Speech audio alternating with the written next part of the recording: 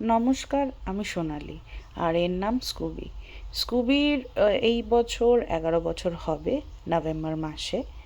এত বড় স্কুবি কবে যে দেখতে দেখতে বড় হয়ে গেল। যাই হোক, ছোটোবেলার কিছু কাহিনী বলি। 2014 নভেম্বর মাসে স্কুবি এলো আমাদের বাড়িতে।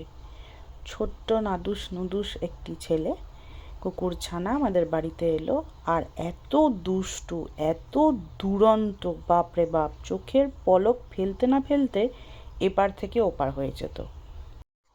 প্রথম দিকে কিন্তু স্কুবির মুখ দিয়ে কোনো ভৌ ভৌ বেরোতো না। আমরা ভাবলাম কি না কি, এ তো আওয়াজই করে না, এ তো কথাই বলে না, চুপচাপ ঘুরে বেড়ায় এদিক ওদিক। কিন্তু তার আসল চেহারা বেরোলো কিছুদিন পর থেকে। শুধু ভৌ ভৌ না, পেন্সিলের মতন দাঁতের সাহায্যে তিনি সব কিছু কেটে বেড়াতেন। বালিশ, চাদর, হাত পা যা কিছু পারতো সে কামড়ে একেবারে ছাড়খাড়। আরেকটাও তার গুণ ছিল, সে সব কিছু সবজিপাতি কিচেন থেকে চুরি করে নিজের বিছানার তলায় লুকিয়ে রাখতো। দেখতে দেখতে 2014 থেকে 2015 চলে এলো।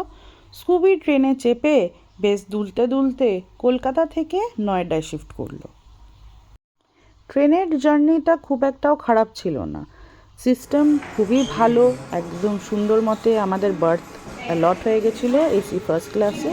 কিন্তু একটাই সমস্যা, যেহেতু স্কুবি খুব ছোট ছিল, তখনও তার 1 বছর হয়নি, সে ওয়াশরুমেই সব কিছু করতো। তো তার জন্যে নতুন জায়গায় বাইরে গিয়ে টয়লেট করা বা অন্য কিছু করা খুব ডিফিকাল্ট। দিল্লি এনসিআরে কিন্তু আপনার পেট ইন্ডাস্ট্রিটা অনেক ইমপ্রুভ প্রথম থেকেই। আমি এটা 2015 কথা বলছি, তখনও অনেক পেট ফ্রেন্ডলি এখানে রেস্টুরেন্টস ছিল, ক্যাফে ছিল, হোটেলস ছিল। আপনি যেখানে সেখানে নিয়ে যেতে পারবেন, জাস্ট একটা কল করতে হতো যে এটা পেট ফ্রেন্ডলি কি না। আর কোনোদিন অমনি কোনো অসুবিধা তো হয়নি। ইনফ্যাক্ট যদি পেট ফ্রেন্ডলি নাও হয়, তাদের আউটডোর সিটিংয়ে আমাদের অ্যারেঞ্জ করে দিত বসার জন্য। এখানে হেলথ কেয়ার রিগার্ডিং পেটস, মানে সেটা পেট ডগ বলুন বা পেট ক্যাট বলুন, এটাও খুব ভালো ব্যবস্থা আছে। এখানে ম্যাক্স আছে, বা আমাদের এখানে নয়ডাতেও অনেক ভালো ভালো ভেটস আছে। 24 আওয়ার্স ফেসিলিটি আছে, আলট্রাসাউন্ডও হয়ে গেছে। অনেক বেটার। আপনার যদি কোনো অসুবিধা হয়, আপনি একটা জায়গায় নয়, আপনি বিভিন্ন জায়গায় গিয়ে আপনার পেটকে দেখাতে পারেন। ইতিমধ্যে তার সোসাইটিতে আশেপাশে অনেক জায়গায় নতুন বন্ধু হয়ে ওঠে। এখানে পেট ফেড নামে একটা পেট ফেস্টিভ্যাল হয় এভরি ইয়ার অ্যারাউন্ড ডিসেম্বরে।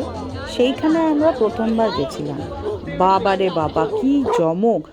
কত ধরনের কুকুর, শুধু ব্রিড না, এমনি দেশি ডগসও ছিল, অ্যাডপ্টেড ডগসও ছিল, রেস্কিউড ডগস ছিল।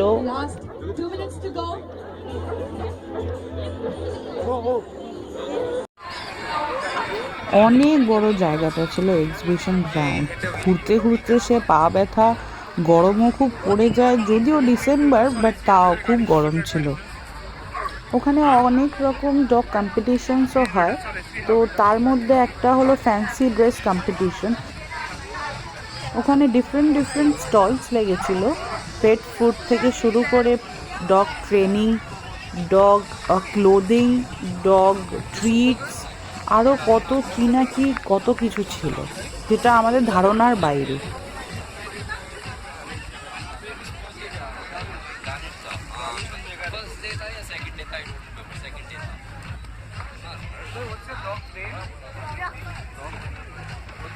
সেই বছর ওখানে একটা অফ লিশ জোন বলেছিল, যেখানে আপনার কুকুরদের নিয়ে গিয়ে আপনি লিশটা খুলে দিতে পারেন, তারা নিজেরা দৌড়াবে, খেলবে, ইন্টারাক্ট করবে। তাতে গিয়ে স্কুবি তো পাগল, সে দৌড়েই চলেছে, বল ফেচ করছে, কারোর না কারোর সাথে এদিকে চেস করছে, মানে অসাধারণ মেমোরিজ ছিল।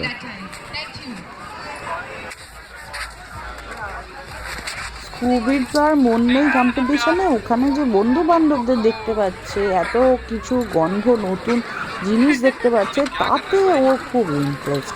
সে এদিকে দৌড়ে বেড়াচ্ছে, ওদিকে টেনে বেড়াচ্ছে, আর তখন সবে ইয়াং, 1 বছর বয়স সবে সবে হয়েছিল, খুব এনার্জি। স্কুবির কিন্তু ছবি নয়ডা টাইমসেও এসেছিল। স্কুবির কিন্তু খুব পছন্দের স্পোর্ট হলো সুইমিং। প্রত্যেক সামারে আমরা ওকে নিয়ে যাই। আচ্ছা, অনেক বড় হয়ে গেল এই ভিডিওটা, এখানেই আমি এন্ড করছি। Bye bye.